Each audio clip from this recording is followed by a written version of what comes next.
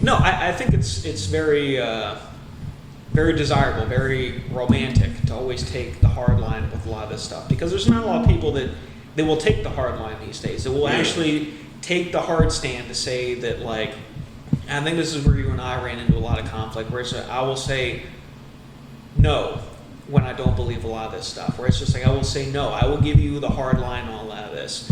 And that is not to say that, like, I can't be convinced if there's other information to the contrary, where it's just like, if it is compelling data, I can be convinced. Where it's just like, over the past year, 2 years, like, I've changed very dramatically in my politics and my beliefs as time has gone on because of the data, because of everything else that's been happening. And it's like, that isn't to say that people can be changed, but it's like, I always take the hard line about what I believe, because it's like, if you're not there to take the hard line, who's going to do it instead of you? And in even personal conversations like that, it's just like, Jesus Christ. I'm going to crash and burn over there, man. I thought I was the one doing the... Well, he didn't spill beer. Let me have this. Yeah. But it's always good to go ahead and take the hard line for what you believe, because if you go ahead and you start butting heads with somebody else, I want to be convinced that I'm wrong. I've not been done. I feel like I was underprepared today. I didn't come with enough facts. Yeah. I didn't study. Well, it's not about coming with facts or anything. It's just because a lot of the arguments that a lot of people have posed this evening have been very emotive.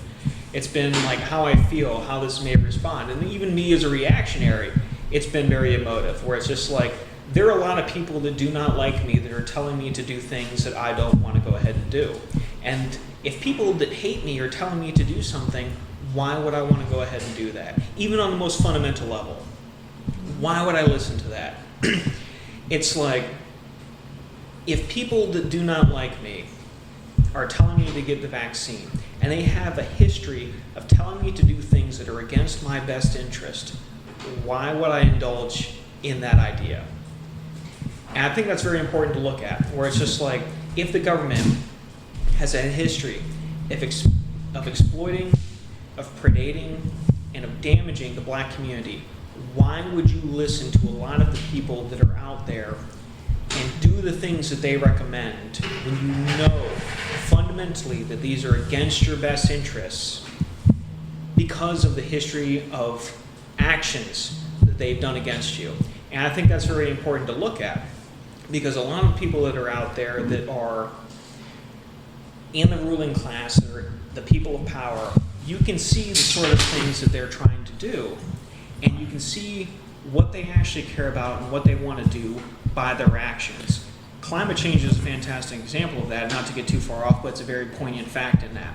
Yeah, a lot of people are saying that, like, oh yeah, we're going to have melting icebergs, we're going to be having a lot of, like, you know, Mad Max, like, you know, like desert scapes. We're going to be like absolutely raped by like this hurricane hellscape. But you don't see these people that are advocating that making preparations for that. You don't see any of these people that are selling their beachfront property. They're down in, like, you know, like the West Bank. They're not going ahead and selling a lot of their property down there that is beachfront property that in 10 years allegedly will be underwater. Why are they not selling that? Why are they not going ahead and living out in like the Colorados or Montana, saying that I'm going to go ahead and put truth to power and say that this is actually what's happening. I'm going to reduce my consumption. I'm going to go ahead and reduce everything that's causing all this damage and live this sort of life. They're not doing that. They're flying on private jets. They're outsourcing all of their, like, you know, manufacturing to Mexico, China, and India, where you're like, oh yeah, well, like, you know, obviously the world's more healthy place because I don't see the smokestack outside of my house. It's like, no. You see that in Wuhan. You see that in, like, any place you might see in Mexico. You'll see it in China. You'll see it in Africa. That's where it's getting exported to. And when you look at that, they're not making moves that tell you that they're worried about these sort of situations. And I think that in itself is a microcosm of how they believe about COVID. Obama's birthday is a very fantastic explanation for this, where it's just like, it's a very good example, where you see all the major power players, all the sort of people that were like very in the know, very in the power sphere when they were out there spending time at Obama's birthday. It's like, oh yeah, it's an outdoor birthday party. It's like, no, it's like 1,000 people crammed into a tent, dude. It's not an outdoor birthday party. Let's stop that right there. And they weren't checking people for vaccination. They weren't. Yeah, they were. But if you had enough money, you got in regardless. Are you telling me that if Jay-Z went ahead and said, "Oh, I didn't get the vaccine," that Obama was going to turn him away? That's not how this game has worked. That's not how power is wielded. But we're assuming that he didn't get the vaccine. See, that's like a semantic argument at that point. See, you're arguing at the point where it's just like, no. But I'm arguing that we're not there and we don't know the full information because we weren't there. No, Exactly. no. So that's why. So that's what I'm giving. I'm giving the other side of the point. That's what I'm getting. So See, You're your saying argument. he's saying his side and I'm No, giving no, no, no, no. mine. I'm going to go ahead and get this in because I actually know the facts of this argument. All right. Is I'm going to pin a pin in this and say that yes, they knew that not everyone that came to that party was vaccinated. Who they knew specifically, who knows? But did they allow people in who were unvaccinated? Yes, that is factual. Did they allow? It's just like did they did they let people in that were unvaccinated? Yes, they did. No, not probably. Yes, they did. Why are you biting my ear? I was also hungry. Well, But it's just like all I'm saying is people have this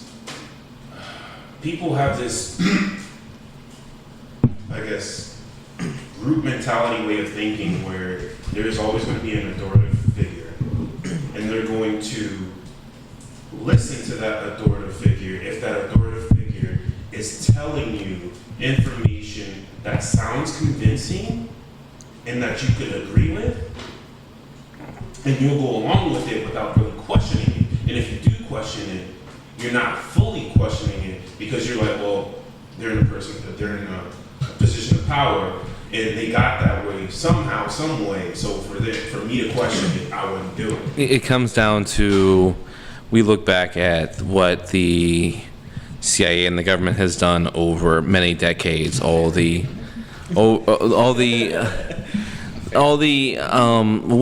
right. Before I get into this, what would you say would be the one thing that would change human behavior? Is there one thing?